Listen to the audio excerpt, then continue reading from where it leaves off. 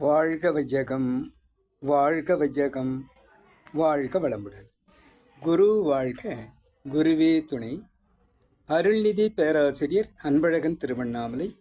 அனைத்து அன்புள்ளங்களுக்கும் வாழ்க வளமுடன்.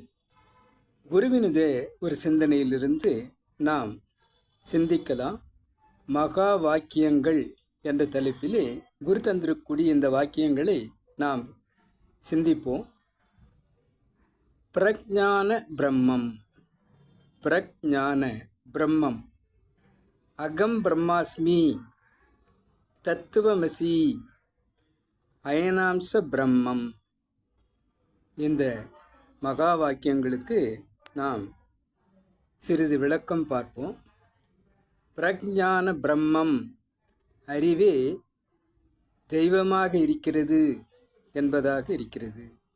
அகம் பிரம்மாஸ்மி, கருமையமே இறைநிலைதான், கருமையமே இறைநிலைதான். தத்துவமசி, இறைநிலையே நானாக உள்ளது.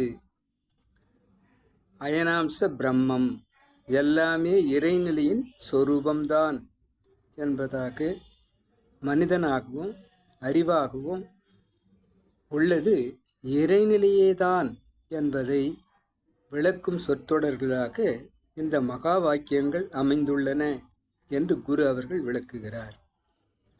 விளக்கம் சொன்ன குருவிற்கும் என்னுள் இவ்விளக்கத்தை ஏற்படுத்திய இறைநிலைக்கும் இதுகாரும் செவிமடுத்த அனைத்து அன்பு உள்ளங்களுக்கும் நன்றி, நன்றி, நன்றி. வாழ்க வளமுடன் என வாழ்த்து நிறைவு செய்கிறேன். வாழ்க வளமுடன்.